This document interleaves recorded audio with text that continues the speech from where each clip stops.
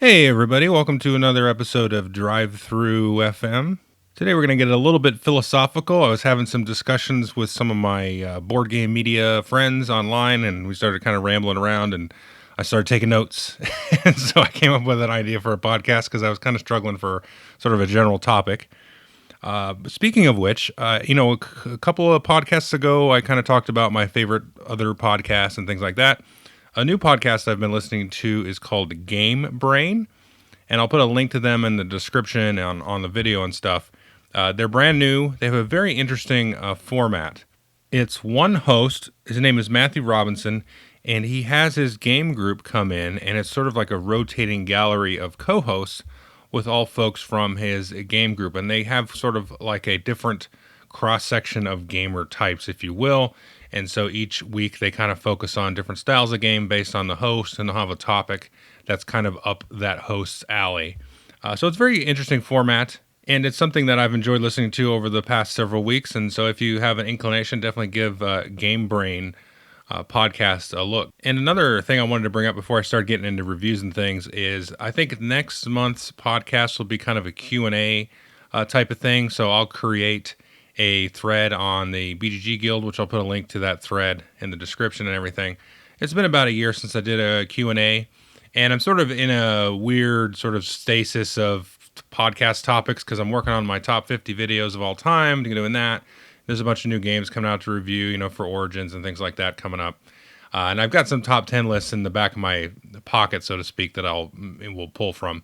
But I think, it's been a while since I did a Q&A, so if anybody was interested about, anything, then they go ahead and drop a question in there, and I'll try to answer it next month. And before we jump into a little bit of reviews and then get into the main topic, I do want to give kind of a heads-up warning that kind of based on the topic, I will get into some Game of Thrones, the TV series, spoilers at the very end, just to kind of wrap up that topic, but I will timestamp it on here, and I will give a heads up once I get to there if you're listening to the main topic, and then, you don't want to have anything spoiled up to the, most current Game of Thrones episode, which at the time of this recording is the third episode of the 8th season. But I just kind of had a point that was sort of kicking out of that discussion that I mentioned earlier. So just a heads up and a warning there. So moving into some more reviews, I got a few reviews this month, and then just in case you missed the reviews, I did a couple of proper reviews on the YouTube channel, Hellboy the board game, which I really enjoyed. Very interesting, kind of unique flavor to basically a dungeon crawl, but it's set in the Hellboy universe, so to speak, based on the Hellboy comic book. And it's got some really sort of, I guess you can call them innovative, but just different mechanics for that typical dungeon crawl style game. So definitely take a look at that review if you have any interest in, a new dungeon crawl, or maybe you like the Hellboy universe. And I also did a review for Tiny Towns from AEG. This is from a first-time designer. Was really actually blown away by this game. It plays 1 to 6 players. And it's very quick. You can play it like half an hour. Very, very streamlined and really simple mechanics. But there's a lot to kind of chew on, lots of replayability and stuff. I think a lot of folks are talking about this game at this time. So if you haven't caught it, go ahead and check out the Tiny Towns video or even somebody else's video, because it's a really fun and fresh, interesting game that the families really liked, and most of the game group has liked it. Not everybody in the game group has liked it. So anyway, that's Tiny Towns and then Hellboy the board game. I did a couple other videos. I did a battle report for Kill Team, which was kind of terrible, but some folks liked it. And the actual game that happened was interesting, but I had some kind of technical issues with the sound dropping out like halfway through, and then some other issues and stuff like that. So I'm definitely going to do some more Kill Team and Age of Sigmar battle reports in the somewhat near future. But I'm kind of working through the kinks of my new equipment that I got with the Kickstarter. And the other video was I kind of did an overview of all the Lords of Hellas expansions that are out. And unbeknownst to me, I actually covered a Kickstarter exclusive expansion. I wasn't aware it was a Kickstarter exclusive. So I apologize for that. I was kind of made aware of that after the fact. But if you're interested in that game and if you've liked it, and I love Lords of Hellas, it's one of my favorite games. There's a lot to kind of choose from the different styles of expansions, adding new gods and new play styles, and upping the player count, adding new maps and boards and things like that. And they're kind of like a plug and play kind of thing. So you can take an ad and just do minor tweaks or complete overhauls to the game, so to speak. So pretty interesting stuff there. But let's go ahead and jump into some proper reviewing here. I actually have 5 games I'm going to review somewhat quickly. And instead of doing it in ascending order, usually when I do these little review breakdowns, I start with the one I kind of like the least and then move to the one that I like the most. I'm going to do it in reverse. Just because I'm really excited to talk about this first one. And it's actually an expansion. I'm actually going to cover 2 expansions today. The first one is for Chronicles of Crime, which I did a review for a few months ago. And this is the Noir expansion. And what this does is it adds 4 new cases to the base game of Chronicles of Crime. You still need the base game, but these are set in a completely different sort of environment and time period. This is set during like the 1940s or 50s with kind of, like noir detectives, and you got 4 new cases. There's 2 medium cases and 2 hard cases. And just to kind of cut to the chase, I love this expansion. I love it more than the cases that are in the base game. Because the main difference is you have a whole new set of character cards and things like that, and new locations that are set, of course, in this time period, and new cases which are more appropriate to that time period. And you also have kind of like new actions that you can do. So the basic gameplay is the same. You go to different locations and interview witnesses, and you kind of scan through the scenes and find items and ask people about the items and the other people that are involved in the case. But instead of the 4 sort of specialists that you can call on your cell phone like you can in the base game, you actually have these 4 kind of different actions that you can do. And like, for example, you could break into a spot. Like if you come to a spot and they don't let you in, you can kind of and enter that spot, or you can rough somebody up, or you can bribe somebody, or you can kind of like stalk somebody and sort of shadow them and follow them around to see if their behavior changes after maybe interrogating them or something. Or maybe they're like a dangerous kind of character and you don't want to get too close to them. Because I've not experienced this, but you can effectively like die if you like get in a fight with somebody and like, I think lose the case. Now this hasn't happened because we've been pretty cautious when we've played, not to kind of overdo it with these extracurricular activities.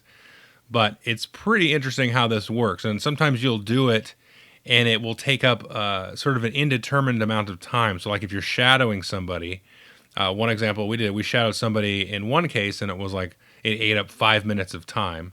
And then we shadowed somebody at another place, and it ate up like an hour of time. We're like, oh no, so we lost a whole hour, and that kind of drastically affected our score. But it was kind of a interesting idea. It's sort of like pushing your luck and gambling kind of thing, which kind of goes with the theme of noir. Kind of like on a stakeout, or you might try to bribe somebody, and you have a certain amount of money that you can spend over the course of the case, and you might rough up the wrong person, or you might do it in such a way that not that you would get any kind of violence back on you, but maybe you rough somebody up and they didn't really deserve it. So you don't want to really do it then. But I thought this added a lot of kind of flair and theme to the game. And it made those kind of actions that you would take definitely more interesting than just like, calling up the computer hacker guy back at the office who's able to look up something on the database or whatever. So really, this kind of elevates the game for me. One thing that we kind of noticed was in our group, we'd all kind of played the base game and then now the expansion. And one player kind of said something that I was kind of feeling like while we were playing. And he felt a little bit more to the extreme than I did. But he kind of felt like we were playing whack-a-mole versus kind of putting together a puzzle. And I can't say that I disagree with that, because he felt like we were just kind of eliminating possibilities and stuff. And in the case that we played with him, we went over time, so that kind of affected our score, although we solved everything except for like one question, which frankly wasn't very relevant to the real gist of the case. But he felt like we were just kind of like saying, okay, well, we talked to this person, now let's talk to this person, let's go to this location. So we're just kind of working our way down. Whereas when you play some other games in this style, like escape room style games or something, you really get a sense of solving a puzzle, which he said you didn't really feel that here. You were just kind of clicking through and the story was kind of being fed to you. And I think that's certainly a valid perspective, and I certainly felt a little bit of that, but not to the extent of what he felt. So I think he got it to the point where he like didn't really care for it. Whereas me, I kind of felt like that, but in the discussion of what was going on in that particular case, I did feel like we were putting two and two together and linking people up in their relationships and stuff like that. But I do kind of see his point. So I just thought I would kind of throw that out there. But I definitely highly recommend Chronicles of Crime and really recommend the Noir expansion. It's just a lot of fun playing through that kind of environment.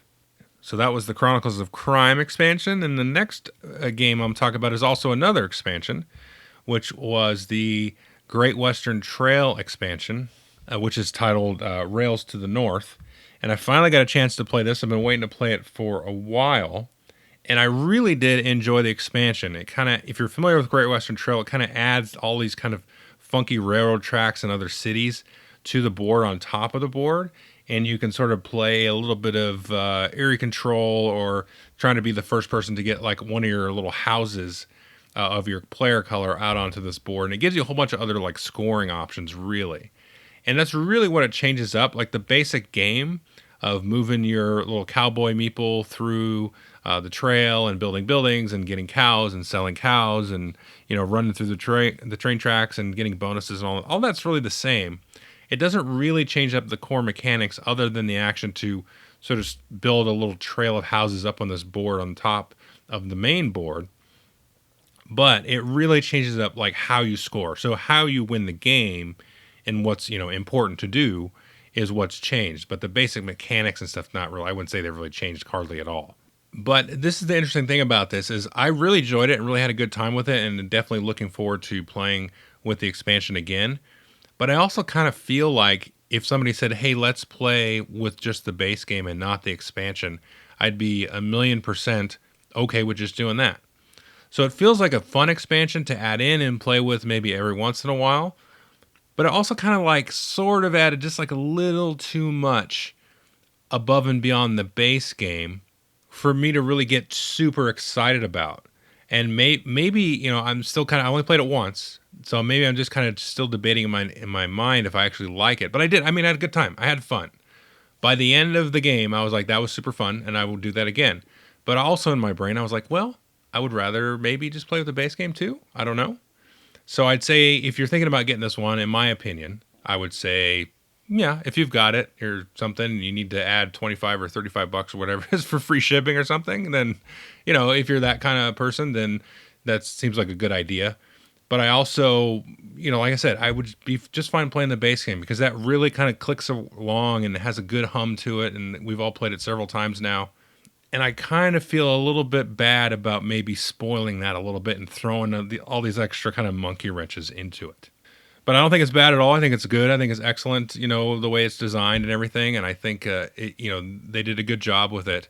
It's just I'm not super sure like it's necessary is what I'm trying to say in a super roundabout way. Anyway, so that is the Rails to the North expansion for Great Western Trail. Definitely recommend at least looking at it and giving it a shot.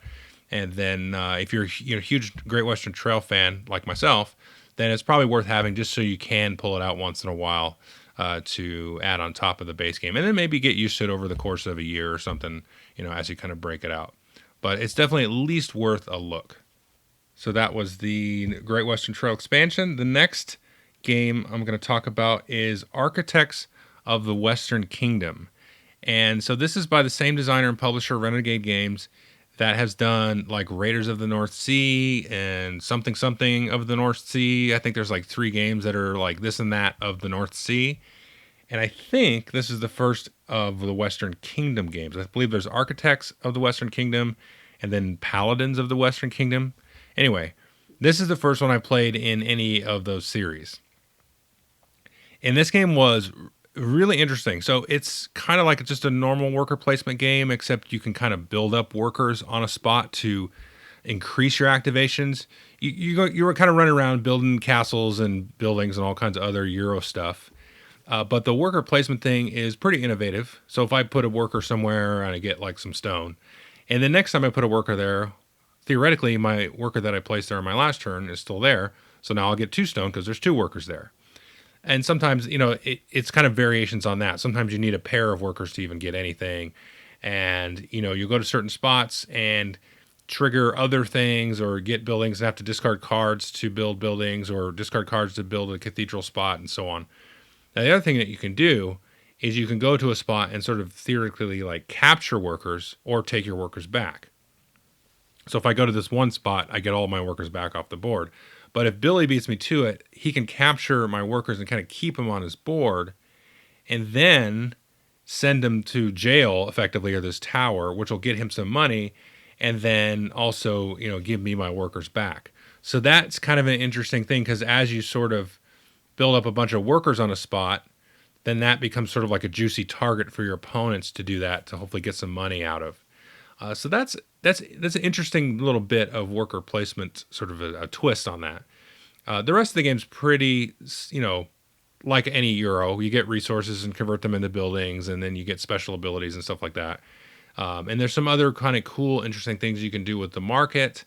And then sometimes your reputation will sort of allow you to exploit different things because you go up and down this reputation track. But that's all pretty familiar if you've played a lot of Euro-style strategy games. The one most interesting thing to this game to me, above and beyond that worker placement funkiness, was how quick the game was. We actually played a 2-player game, but I've talked to other folks, that have played it 3 and 4, and it's kind of the same idea. Is the game end will really sneak up on you. Like I could see, having played it again, if I played a 2-player game again, I could see it being done in like half an hour, or 40 minutes. And it's weird because there's kind of a lot going on with all the worker placement stuff and, managing your resources and some of the different trigger abilities and all that stuff. So it's pretty crunchy and meaty and a lot to chew on, but it can end super fast. Like you can really kind of rush the end game. And I've talked to some folks, and some folks didn't care for that, but I actually kind of like that. It kind of reminded me of an older game called Manhattan Project, which was, fairly, depending on what your kind of taste is, you could call it like a medium to maybe heavyweight. I mean, it's not like 18xx, so let's kind of throw that out. But it was, it's kind of heavy. There's a lot going on. It's not like you can sit there and just autopilot the thing. So it kind of reminds me of that, where you could be very quick and brutal and try to just, cut people off at the knees. And this has a lot of that into it. So I'm definitely excited to play this one again. I kind of tend to like stuff that, the pace is just funky. And that's what this is. When I had played it, you can sort of like acquire these debt cards, but you can get abilities to sort of trigger once you sort of pay off that debt and flip the card over. And you can sort of generate some other cool stuff. So you can maybe go into debt on purpose, and you're running the risk of getting some negative points at the end of the game. But then if you have sort of a combo and some different characters in front of you, that can actually work out to be your benefit and sort of be a windfall of resources and reputation and points and stuff like that, theoretically. Well, the clock ran out on me big time. And I didn't even see it coming. It just like sped up, and I was kind of forced to the point where, well, gosh, to even do any of this, I have to build myself, which is going to trigger the end game even quicker. So I like that kind of stuff, where it's not like you can see the end coming. Like you have to be very careful about getting caught kind of with your pants down. I just kind of like that threat of danger in some of these style of games. But I can definitely see people being, this is really quirky and funky and not for me as well on the other side of that. But I thought it was cool, and the art and everything was very pretty and everything. So I think this is, again, probably, I don't know if it's a recommend, because I've had enough people tell me when I posted on Instagram and Facebook, I was like, hey, I played this, it was fun. And people were like, no, it's terrible. I'm like, okay. So, yeah, to kind of take it with a grain of salt. But I think it's worth a shot, and kind of knowing that you're going to go into a very funky, different game that you might want to wrap your head around a couple of times to see, if you like that kind of pace. So that was Architects of the Western Kingdom. So now the last 2 games we're going to get into, I would say, are disappointments to one degree or another. So we'll get to the one that was sort of the least disappointing. That is the new edition of Power Grid. Now this is called the Recharged version. And I think this is like the 15th anniversary or something like that edition. And so when they announced it, I was thinking this is going to be a gigantic rules overhaul, like new components, maybe like the deluxe edition or something. And, they just kind of announced it, and I was like, oh, cool. Power Grid is like one of my favorite games. And then when it come out, it's the same, really. I mean, it's got some new wooden bits, I think, at least from the old version I had. The board and stuff is pretty much the same, the card art and stuff like that. Now, there is some rules changes. The gist of those rule changes is basically there's some cost differences on some of the power plants and the resources and sort of the way that the resource supply and demand stuff works. It's slightly different, not terribly different. But there's one kind of key rule change which I really liked. But let's kind of get the disappointment out of the way before I talk about that rule, which I really like. Is like I kind of said, I thought this was going to be like a lot more than just like a really one kind of rule change with some cost tweaks. So I thought it was going to be kind of a big overhaul because yeah, it's kind of difficult. I think I just kind of hyped it up in my head and was expecting like, oh, it's the anniversary edition, blah blah blah. We're going to do this big thing and kind of get it back out there and kind of refresh the line and maybe do new expansions and stuff. But I can kind of see why they didn't, because then, you got a new version. You've got people that have bought the old one with tons of maps, and they don't want to sort of obsolete all that stuff. So I kind of get it, but I also kind of feel like the stuff's been out for a while. So why not refresh it and kind of come up with a new game with some, more refreshed mechanics? I don't know. The game's pretty good, so like you don't really have to change anything either. But I do want to talk about the one mechanic that I thought was really cool. Is basically when you go into your auction round and you go to auction for a power plant. I'm not going to explain Power Grid if you haven't played it. There's a lot of videos on it, and it's kind of considered a classic. But so you're doing the auction. You're doing the auction for the power plant, and the cheapest one, you put a little token next to it to just say, this one, the opening bid can be as low as 1, because all the power plants have an inherent value that the minimum bid has to be, and then you kind of bid above that. So that makes it kind of interesting, because that sort of kind of works against maybe the main flaw that people have, which I don't really think is a flaw, where you've got sort of the order of buying resources versus buying or auctioning power plants. So that kind of plays with that turn order bit just a kind of a little bit. Now, once that power plant is bid on, let's say I'm the first player and we start bidding on that one. Once that's sold to somebody, then that goes away. So the next lowest power plant is going to stay at its normal bid. It's not going to drop to 1. Or if you bid on another one and then we flop a new power plant card, if it's lower cost than that lowest one, which can happen, especially later on in the game, then that cheap token or whatever goes away anyway. So it can kind of live or die. So it kind of is sort of bait for folks to go after to try to score a cheap power plant. And if it lasts a couple of rounds of bidding and auctions, then it kind of becomes sort of like a consolation prize. So somebody gets something super cheap, even as the really good ones kind of go along as the game progresses. So I like that mechanic. I think that's really cool. But there's no reason you couldn't just like play with that mechanic, with any other their power grids. Now I don't know that they're all like cost balanced to use that mechanic like this one is, but to me, I was like, yeah, I kind of wish they would sort of reinvent the rule, because I really like the theme of this game. I really like all the different mechanics and stuff. The supply and demand is interesting. The way the turn order flips is interesting. And just kind of the win condition, the race to power a certain number of cities is cool. But I think I was expecting a little bit more. And I kind of feel like, though, maybe I sort of projected some of the hype myself. But I do feel like, they kind of like said, hey, this is going to be this great new thing. And it's like, oh, it's this one mechanic that you could just kind of throw at any of the versions of Power Grid, maybe. But I would say, if you've never played Power Grid before, I would definitely recommend picking up the recharged version, which I don't know if that's going to kind of become the default version or not. But I would certainly recommend it, because I do like that little bit of a wrinkle there. And there's a couple other little wrinkles with the setup and things like that with the first set of power plants and stuff like that. And like I said, the cost tweaks. But yeah, I recommend checking out the recharge version for sure if you haven't played it, and because I think that's probably the better version. But it's slightly different than the basic version. So that's the Power Grid recharged version. And the last game we're talking about is a little bit of an interesting thing. It's called Cabo. It's from Bezier Games, from the designers of One Night Ultimate Werewolf. And this is a weird one to explain. So it's a deduction game, as you might suspect from the designers of One Night. But it's also like trying to play something like a standard 52 card game with you try to matching numbers and getting a low hand of numbers. So everybody has these kind of hidden numbers in front of them, and you can look at 2 of them out of the 4 cards that you're dealt.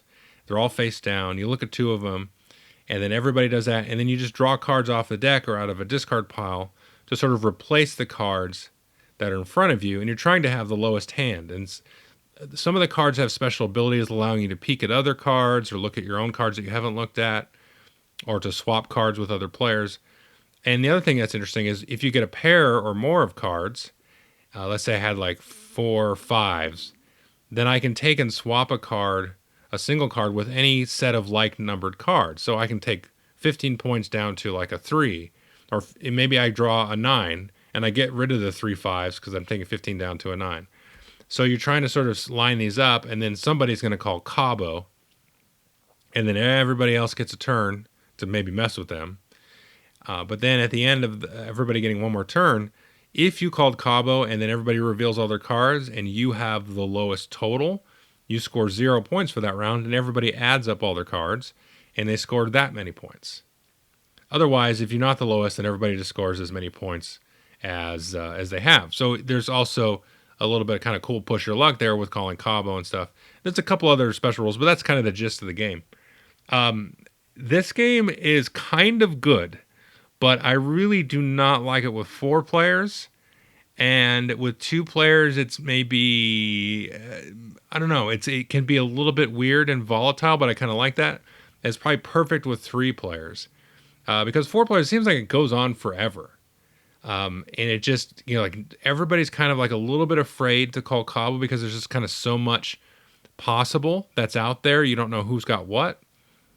And if you're kind of calling, it's a much bigger risk because you may not be able to get a good sense of all of the players. You maybe only have a good sense of 1 player, maybe 2 player, what they've got.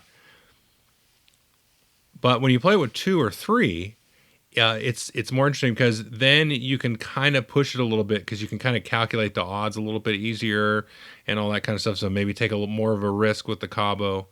But it's also kind of pretty, it gets a little bit bland. And then that last kind of round of card flipping after somebody calls Cabo, if you pull up a high number card, they all usually say swap on it. And it's just like, oh, you can just hose the player, which is part of the risk of calling Cabo. But it's also just feels like a little bit of just a flop of luck as the game goes along, and it is kind of lucky too because as you just kind of draw cards, like I keep drawing 13s, and that's just no fun. So it's a little bit loosey goosey with the luck. It's not terrible. Like if you said let's play it and we got a couple of minutes, like I would play it. It's fun, but it's just not something I like super want to recommend either because it's like not that fun. And I can think of a lot of other games that I would rather play, but it's kind of cute and interesting. Now, the interesting thing about this game is this whole mechanic of like looking cards in front of you and then kind of trying to learn more about what's in front of you.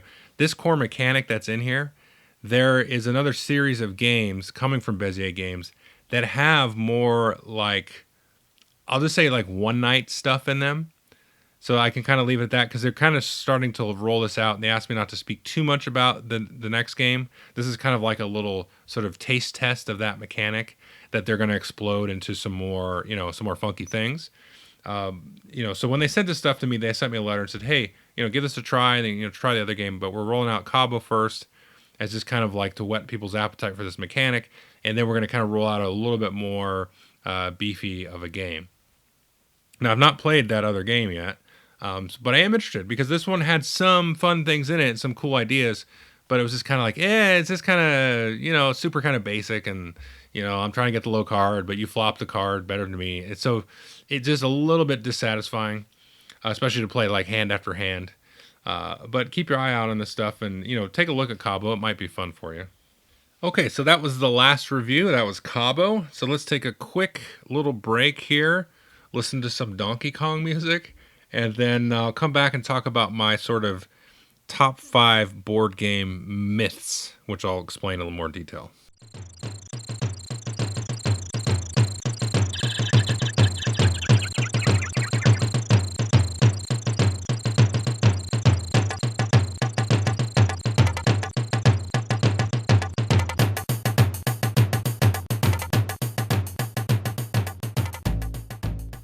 Okay, so we're back, and I'll tell you kind of where this idea for a topic came up. So I was talking to some of my media friends, specifically Jamie Kiki from Secret Cabal. We kind of got each other fired up over a couple of different things, and so I said I'm making this a topic on my podcast because I've been trying to figure out a topic, and then I kind of went away and took some notes and kind of wrote down a couple of things. But like effectively, we were talking about the way folks talk about games and things when they review things and stuff, and sort of like pet peeves or just ways of talking about stuff that is kind of just sucks the fun out of it. And then I was like, yes, this is always like a little bit sort of, it always kind of tickles the back of my head and like it sort of bothers me about different things. And the thing is like I'm super guilty of I think every single one of these as well. So it's almost like I'm trying to just sort of highlight little crutches that myself and I think others, sometimes fall into when they're trying to convey, what they think about a game. But also try to, take a step back and look at it. It's like, well, that's not really a fun way to look at it. Like you're kind of being a little bit of a Poindexter there. But like I said, I'm guilty of some of this stuff too, for sure. Well, all of it. And so let's get into the number 5 then. And we're going to talk about downtime. So a lot of times, you'll hear in a review and, I'll say it and not even just in a review, folks will say it just, in general conversation is, well, it was an okay game, but it had a lot of downtime. And for me, when I hear that, like I understand it. I know what they're trying to say. It's like there's a long time between your turn and your next turn. But that means that there's nothing interesting going on in that time space for you. Like the game is boring. The downtime isn't the problem. Because there are plenty of games where the downtime is, I would say, significant, but I'm still interested in what the other players are doing, or maybe the game is so complex that I've got enough to think about that will keep me busy for the next, 3 to 5 minutes or whatever you consider long downtime, that, the downtime is not a problem. So it's not the downtime that is always the problem. And I think effectively what folks are trying to say is that the game is boring, not that there is, a lot of downtime. And just one example I can think of is, well, two examples. The first one is Firefly, the board game. Now, that is a game that can have some long downtime. But for me, I'm super excited when I play this, usually to play Firefly. And so I'm interested in what other players are doing. What little adventures are they going on? What am I going to do on my turn? How is the board state going to change? And I do know, and this is kind of goes into my number 4 topic, but I do know that when I play Firefly, like my brain is ready for downtime. And the same thing happens when I play Warhammer Age of Sigmar. Now, other skirmish games, there's not usually a lot of downtime, but if you play a big game like Age of Sigmar or 40K, there can be a ton of downtime. There could be 20 minutes before your turn. There can be. Because, I'm taking and moving all like 100 of my models and doing my stuff, and then you're doing your stuff. And so there can be a lot of downtime. But for me, not an issue, usually, because as the other players doing their stuff, they move this unit this way and they move the other unit the other way. I'm like, well, damn it, they're going to flank me. Or, oh, now they've moved closer to my leader character who's really cool and is the linchpin of my army, and I don't want that thing to die. So I've got to think of a way to kind of counteract that. So usually in that game, like I'm still pretty busy in the brain thinking about all the stuff that's going to happen. Now, sometimes, I would say like in a tournament setting, it annoys the crap out of me. I've talked about it on this podcast before where I don't really enjoy tournaments because there's also like a time clock and it's like you have an hour and a half to get this game done. And it's like, this fool is taking way too much time to move his 90 goblins. And, it might sound like sour grapes, but I've lost at least 2 tournament games that I would have won if we kept playing like through the course of the game. But because they called time and I was like, well, the score's 9-7. I guess you lose. And I'm like, I would have crushed this guy on the right side of the board because, whatever. So the downtime sucks in that case. But, just playing normal casual games with friends or whatever, I don't care. It's downtime, whatever. It's like, oh, well, I'm going to go get a soda. It's fine. I'll be back. I'm still having fun. I'll be back. It's fine. I'm going to get a soda. Okay, move our stuff. Let's do some combat. No big deal. So the downtime is not a problem. There's downtime, but it's not bad just because it's downtime. So that's number 5. That's like the most easygoing of these. So the number 4 is game length. And a lot of times I will see folks, and I'm guilty of it too, saying, well, this game, It's too long. So that means it's not a good game for the modern, tabletop gamer and this and that and all that kind of thing. And I get that. And there are certain games that, you know, they play quick. So they get like a little bit of a boost because they're in and they're out.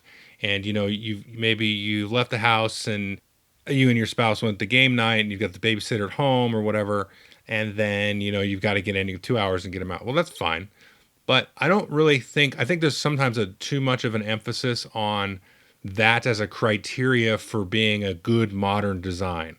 I don't really think I agree with that.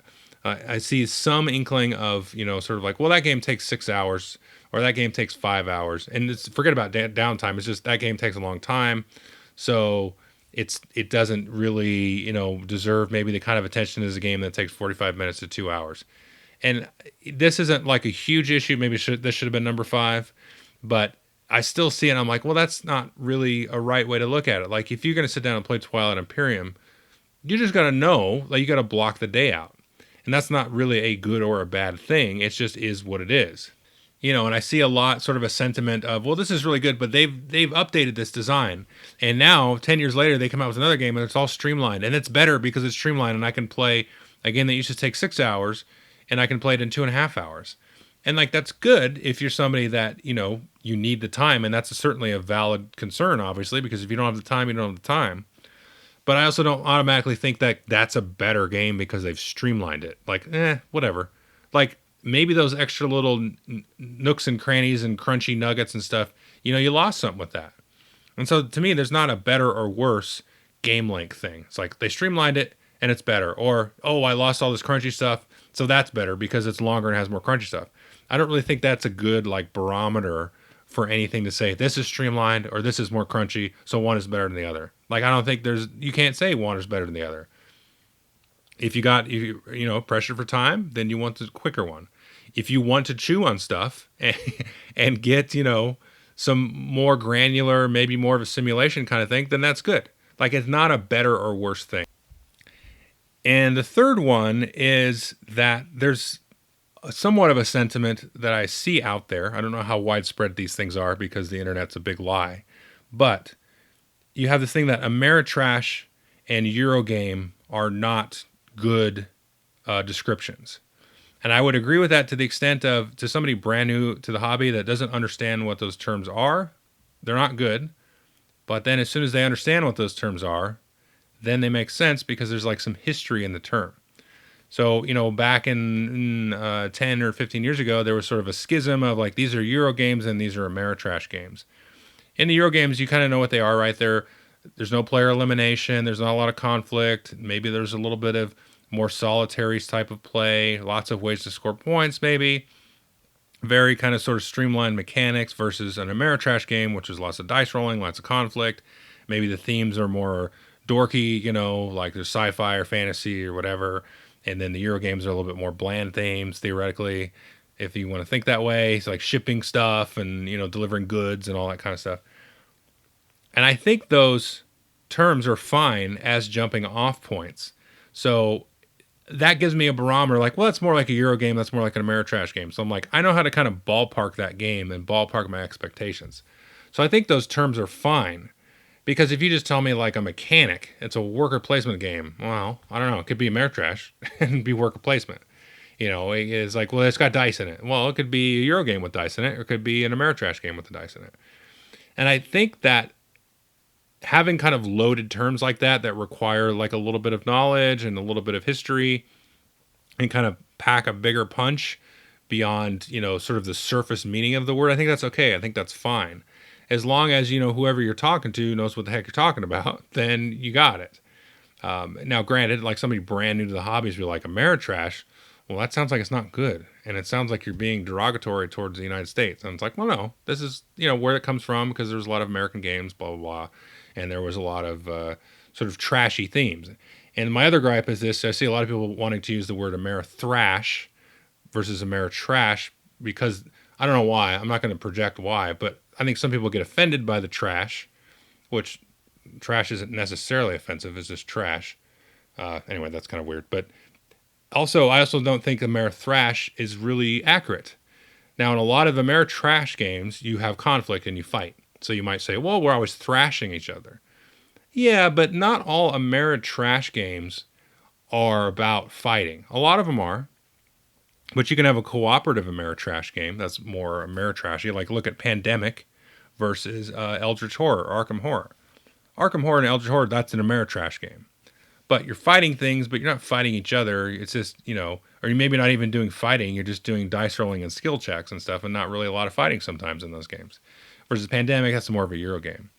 Now, I like the trash in that because it's trashy themes. It's pulpy, adolescent-ish themes in a way, or what can be perceived as adolescent. Not that there's anything wrong with that sort of angsty, just over the top, smashy themes.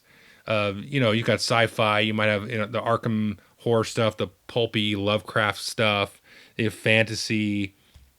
That's trash. That's like trash novels, right? That's like your dime store, 10-cent novel you would pick up on the rack, and like that's not necessarily a negative connotation. You could, if you want to look at it negatively, then you can look at that negatively. But there's a lot of, good stuff that comes out of science fiction and fantasy that I think is betters humanity as art. I'm just, that's why I think.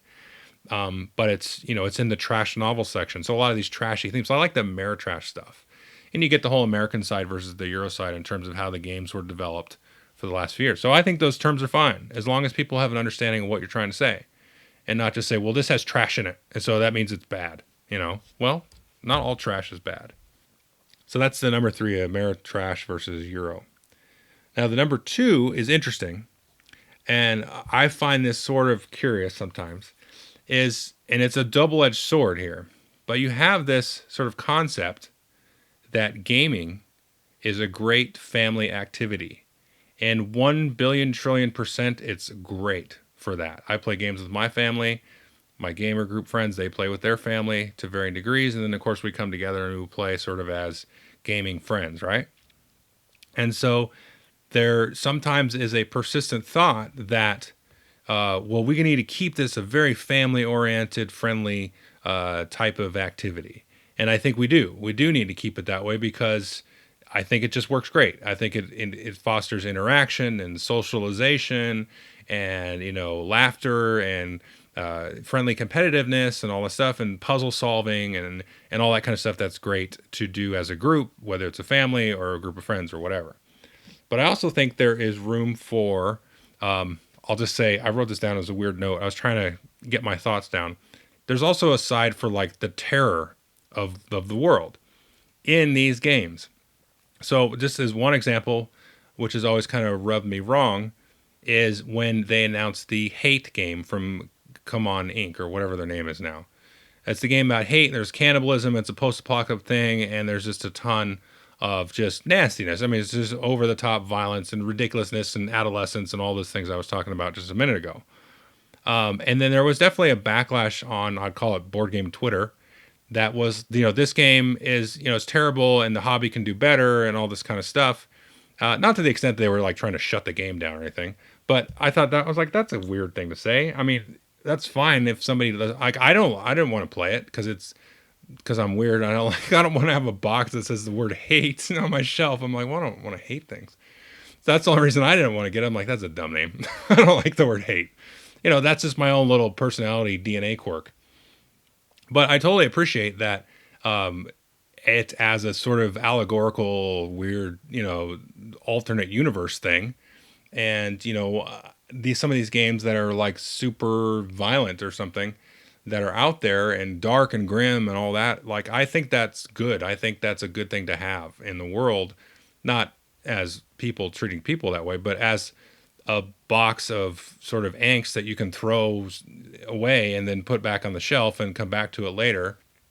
Because in a lot of ways that can help you kind of perform, I'll call it like a spiritual exorcism, where you can go and sort of fight the demons and fight the evil chaos and whatever the dark alien substrate of your consciousness and everything. I think that's like healthy stuff, like honestly. Like hard rock music and all that kind of stuff. like that's a good thing to get and have. I mean, it's a release, it's all that kind of stuff. There's no reason that games can't do some of this kind of stuff. And whether that's a historical type of thing or fantasy, fictional type of thing, like there's nothing wrong with that. I mean, I think it's actually a good thing to have. From my perspective, there's a sort of a debate, like do violent video games cause people to be more violent and stuff like that? And I think there's been studies that have shown that it doesn't. So I don't necessarily, I'm not really interested in the psychology of that part of it. But I know for me, and I know for other people I know, like it's a good release. It's a good escapist kind of thing because, like somebody said, well, it's like a power fantasy kind of thing. Well, yes, that's what it is. And I think obviously you need to be sort of cognizant of that and aware of it. But there's a lot of, let's call it like diminishment that the world and the universe can sort of throw at you. That's like powerlessness that can come after just about everybody. I mean, I would assume anybody listening to this podcast, like in one time of your life or another, you'll feel powerless. You'll feel helpless. You'll feel, unable to sort of overcome or change a thing or, do any good in the world and that kind of stuff. Like I get like that once now and then. And in some things in life that you are going to be powerless to change. There's just some things that you cannot change. And there's other things that you can change, and you should feel like you have the power to change, and that shouldn't be taken away from anybody. But these kind of games, I think, are good for folks to sort of, I mean, any game like this, you're controlling something at often like a macro level scale. Even a game like Pandemic, you're controlling the diseases from spreading and all. So it gives you, that's a power fantasy as well. Just the ability to kind of simulate control over something that, theoretically you wouldn't realistically be able to control. I think that's good. And so being able to fight against terror and deal with terror in different ways, or just absorb the terror and then breathe it out, let it in and breathe it out, that whole thing.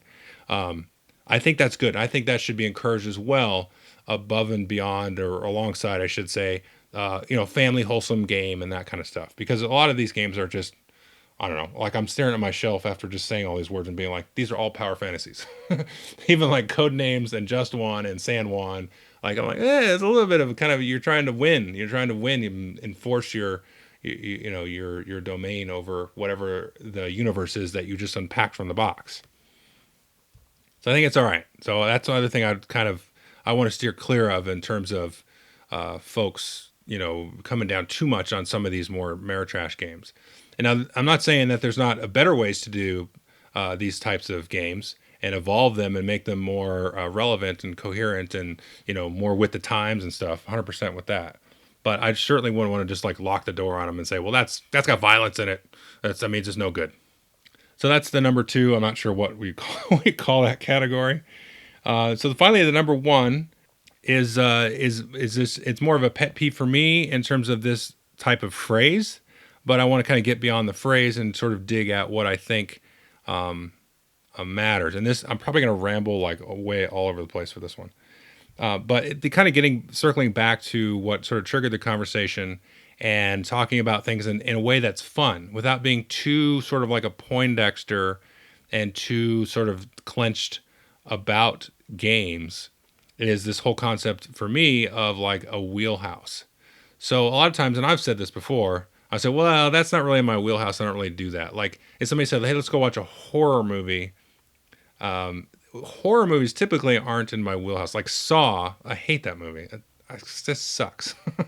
But I know a lot of people that like that movie, and that's cool. I mean, that's whatever. So, but for me, I'm like, well, that's like just, people being tortured. I'm like, yeah, I'm not going to get too much out of that. But I will like a good thriller movie and stuff. So, you say, oh, let's watch this. Or, that's not my wheelhouse. I don't like that kind of movie. And I think that's a perfectly fine phrase. But I also find that's kind of a strange approach for me to gaming. Where it's like, well, I don't really like social deduction games. Or I don't really like Euro games. Or I don't really like games where you roll dice for combat. And I'm just kind of prefacing a lot of this because that's like 100% valid. Like, for me, I like a lot of games and all games pretty much, as long as they're fun and good. But I can see like somebody's like, well, I don't really want to play a World War II game where I have to play as Germany because then I'm playing Nazis and that, I don't really like that. And I'm like, yeah, sure, you don't have to do that. But I also, for me, a lot of times I like to try to take a step back and say, let me put myself in a funky situation. So maybe I try to learn some kind of weird quirk I didn't know was there. And so for me, the game itself is not the end product of what's happening. You're like given a musical instrument, and you as a group are going to play this instrument together, and you're going to push and pull on its strings and punch its little chords, and then something's going to happen, something magic maybe. And really, depending on the group, is you're going to get a different experience. Now, in my game group, we have folks that don't like to play social deduction games. And, if we play One Night Ultimate Werewolf or whatever, they'll usually bow out, or maybe they'll play in because, we're all friends, and so they're having a good time with us. And then other folks will be more, like they like Ameritrash games more, maybe they like both or whatever. So to me, it's really important is the people that you're playing with. And so if I'm going to play a social deduction game, I don't want to play it with a bunch of people that like, I don't really like social deductions or I'm not in the mood. I want to play with a bunch of people that want to get stupid and crazy and lie to each other. And if I'm going to play a Euro game, I don't want to play with somebody that has like a hang up about, shipping stuff across the Mediterranean Sea or whatever. That's not going to be fun. But if there are people in the group that really want to get crunchy like that and I'm in that kind of mood, then I'm going to get after it. Or whatever. This goes across all the types of games. So for me, a lot of times, and this is something like I do, like I get in a mood and I don't want to play an Ameritrash game. I'm like, I don't want to play that. I just rolled too many dice lately. I want to get into that other type of game. Well, also what I think I have to do like in my own heart to get through that. And I think I also like as I say this, I don't want to like act like I'm talking down to the people listening to this. Cause I like really convinced that a lot of people are like, yeah, dude, this is how I think too. I know this, but I just want to kind of put it out loud and say like, you want to be in a position where the game, you're not asking the game to do things for you. You are doing things for the game. Like you are an active participant in being involved. And hopefully the game doesn't get in the way of that, but you want to be able to push and pull and poke at it and then push and poke at the other players and allow yourself to kind of be like seduced by the experience. Like just, let yourself kind of go and then it will kind of suck you in and just like care enough for what's going on. So I found that like when I care enough, the outside world and my outside kind of mood and stuff that I have a bad day at work or whatever, something's bothering me at home, that kind of stuff is going to affect the game as well. So if I allow myself to kind of take a breath, be seduced and be drawn in, and it's something that is attractive to me for whatever reason, then the game is just going to be that much more fun. If I don't come at it with a bunch of preconceived notions, then it's going to be a lot more fun. And that's, again, not to invalidate anybody's preconceived notion, because if like, dude, I do not like friggin' rolling dice for combat and stuff like that, well, then you know that. But on the other side, I just want to kind of like emphasize that, like, you pushing into the game and saying, let me go into this experience and get sucked in. Like, let me just let go and get sucked in by it. And I think that's important because you're doing this as a kind of a social activity. And it's just kind of, I think it's good, as a board game media person, but it probably applies for everybody else. So like, let yourself go and just say, you know what, maybe this is something that I'm not seeing on the surface, that as I get under it, then I can see some of the intent and everything. And be in a good situation with my friends or my family or whatever and get sucked in. So you want to kind of step out of that wheelhouse is what I'm trying to say and say, well, I don't really like social deduction games, but maybe this one will be different. And I know Billy and Francesca and Bobby and Johnny over there, they I know them, we're buddies, so maybe it'll work out. And so that kind of wraps up that last thought. Now this is where I'm going to kind of dovetail into the Game of Thrones stuff, because I kind of want to use it to illustrate that last point maybe a little bit more.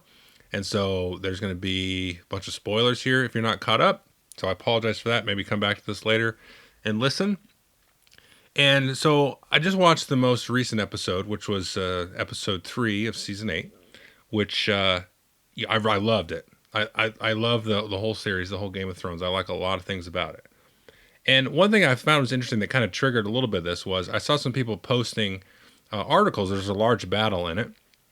And they were posting articles about the military tactics used by the human forces, let's say, against the undead forces. And I was like, yeah, really. Like, and they were talking about how like stupid the tactics were and they're not realistic and stuff. And I was like, first of all, have you never seen a Hollywood movie?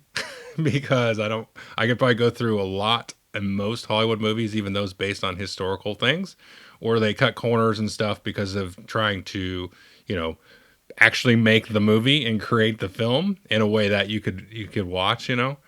And so I'm like, and I also started to think to myself, and I said, that is not why I watched this television show. Now, I watched Game of Thrones for, and I'll just kind of be more of a summation here. I watched it for Tyrion. I don't watch it for the dragons or the Night King. And I think a lot of times with this sort of, it's kind of a geek culture thing where like the lore and all that kind of nonsense sort of overrides the actual art of it, where these worlds and things get built up. And a lot of times this can kind of apply to the way, you might look at games. But I'm watching for the character. And if there's interesting characters, then I'm going to be way more into it. Now, the lore and the background and the universe building, that can be interesting. And it should be an interesting backdrop to throw at these characters. Now, a lot of times it's like, so take Game of Thrones, where a lot of people have said, I've seen on Facebook and stuff, I should probably delete half my Facebook, but, they're like, I don't understand why this person killed the Night King and this other person should have killed it. Or, what about this? How does this actually work? This kind of magic doesn't make sense to me. And I'm thinking to myself, like, that's not the show that I watched. I was seeing this tender moment between Tyrion and a character Sansa, or I was seeing the desperation on this person's face, or feeling the full-on dread of these several characters that are getting mauled by thousands of undead.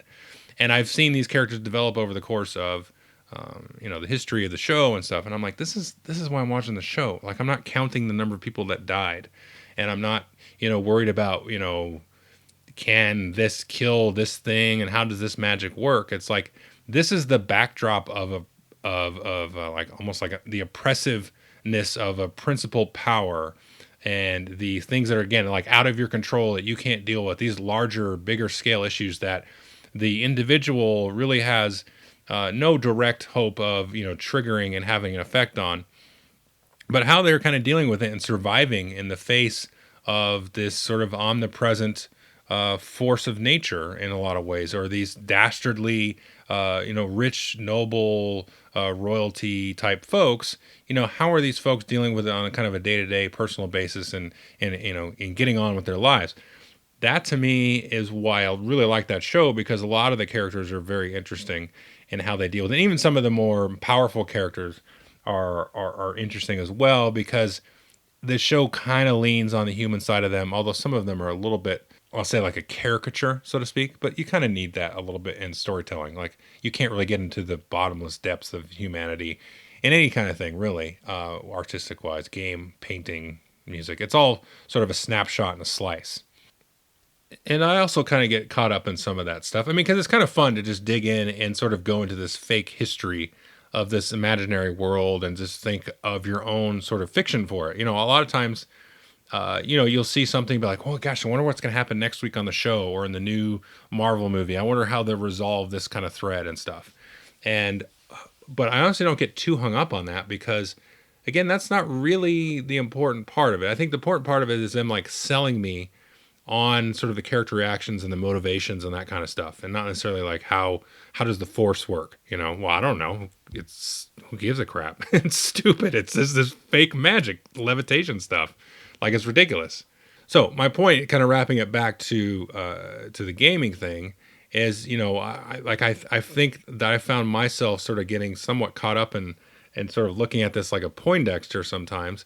As a reviewer and stuff, you try to be objective, and you want to tell people, as accurate as you can what your thoughts of the games are, but to try to kind of come at it with a fresh, sort of innocent type of thing as much as you can. Try to shed those like layers of skin and just sort of absorb it. And I think everybody kind of struggles with that, and you kind of go through sort of like modes and cycles and stuff, where I'll go through a very good streak and I'm just like enjoying all the different games that I'm playing and all that kind of stuff. And then I get kind of burnt out on it, is maybe sort of overwhelmed, and it gets kind of numbing, especially with the amount of games released, these days. So I think it's good to kind of sometimes just pause with this kind of thing, which should be just a fun, frivolous, pointless hobby. And the pointlessness of it sometimes is the most important thing about it, is that it's a pointless thing. You can take a break from earning a paycheck, dealing with, family issues or friend issues or health issues or political issues or, gosh, I don't know who most people that listen to this stuff live in the United States or Europe. I can look at the analytics and see that. But, the point is the pointlessness of it. Like if you lived in Syria, and I hate to pick on Syria, but like if you lived in Syria and amid all the bombings, any sort of instant or moment that you can sort of grasp for yourself and just, apply some moment of toilless joy as a 5-minute break from whatever kind of hellscape that might be your life, or maybe your life isn't a hellscape, but maybe it is at varying points in life, right? So the most that you can do out of this stuff is just get some kind of mindlessness out of it almost, and just introspection, not even mindlessness of just dumb, but just, moments of meditation and introspection. These are all like vehicles to that sort of that source, at least for me, and just different ways to get there. So that kind of goes for me with the whole, Game of Thrones thing. I didn't think too much about analyzing the military tactics of that final battle against the undead necromancer that can control 5 million zombies at the same time. But, some people maybe that they get into that, and that's like why it would be interesting. I don't know, writing clickbait articles about it probably isn't really that interesting to me. But thinking about it and stuff like that is pretty cool. But I don't know that there's like a right answer either. And a lot of times I don't know what the right answer is when telling you a game is good or not. Sometimes it's hard to say.